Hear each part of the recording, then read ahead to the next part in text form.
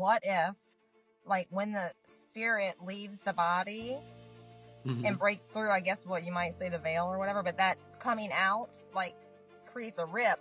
So when they come back in, that, it's just more open. So, yeah, but if there's a healing, and it's really about love, and I think that everybody needs to heal and love themselves. So I think there's a lack of love, but that's coming back. As we gain awareness and the vibration raises and our frequency raises, we're going to start to see the things that not necessarily were, are just now appearing because we're also changing, but that they were always there. We just couldn't see it because we didn't match that frequency. Yes. And now that the frequency is matching, it's slowly starting to go like this. And then all of a sudden, eventually we're going to be here. And they're like, yeah, I see you now. So I feel like where we're going eventually is going to be like, we're not going to have that disconnection the way we do now, where someone died and we're like, I can't see them. I don't know where they're at, or are they still alive? We're going to still be in communication because it's going to be more of a normal thing, because when someone passes, they're in a higher frequency. And if we're getting close to that frequency, it's going to be a lot easier to communicate. When science and spirituality meet, we're going to propel so much more forward than we've ever gone. I feel like it's already happened. Yeah, it's happening now. And it's just, for so long we've been in this materialist, we got to cut you open, we got to remove this. And here now we have people like healing themselves when they shouldn't have been healed, from cancer. They had tumors all over their body, and then all of a sudden the tumors vanished. And the doctors have no idea how it was possible.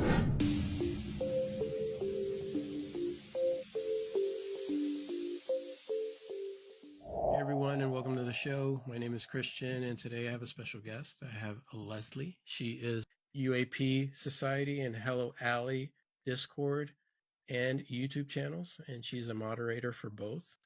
And today we're going to talk about consciousness, spirituality. But first, go ahead and tell us a little bit about yourself and how you got started with all this. What brought you into this field? Good question. I feel like, I do feel definitely like I was led down this path. Yes, very much so. It was very subtle and over years and years of my life, actually. So I think it started pretty much with conspiracies, believe it. Yeah, I get it. Yep. So I was what you would call a conspiracy, very proactive and like wanting to make change and all of this kind of stuff. So like a lot of my energy went towards truth and trying to figure out truth, and I was always trying to figure that out. So anyway, I've always been one to like search for truth, a truth seeker, I guess you could say. So eventually I kind of started channelers, I guess, would be one of the first things.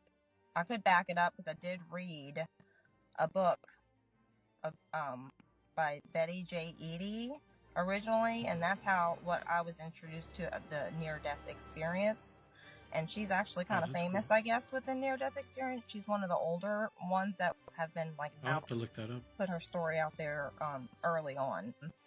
So yeah, her book is really short and simple, but so much information, and there was really a very detailed near-death experience. So that kind of opened me up, and right at the same time as that, I did read another book about energy work, and then, I don't know, life went on, for me, and that kind of all got not forgotten about, just kind of put in the back of my brain, and I went on like every other human doing like slave life stuff. Slave life, yeah, I feel you there. Slave life, for real. So anyway, eventually I was, I guess, struggling with just finding or feeling, I guess, joy or happy or satisfaction in life, and I was just trying to I wanted everything to be okay. And so, I came across Abraham Hicks, would be, I guess, the first channeler that I came across, and like everything she was saying, it just totally resonated. I got really set on like, okay, I'm gonna do this, and so I bought her book as well, but I was like watching all her videos, and I was just feeling it, man. I was like, my vibration, which she talked about, her vibration, was high, and it's really easy to do, actually. I mean, I pretty much, I fell right into like doing the stuff, but I mean, I did absorb everything she was saying, all this, but but that opened me to, I remember hearing or reading in her book, which is Law of Attraction.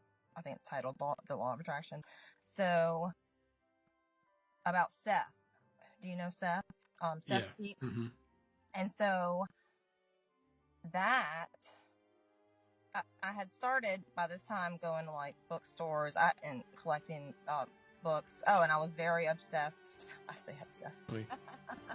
in near-death experience, like podcast, and like, so, like, literally, I've probably heard near 700 or so, like, I don't know, near-death experiences and or like spiritual experiences, but I would say mostly near-death experiences. That's really what I focused on a lot.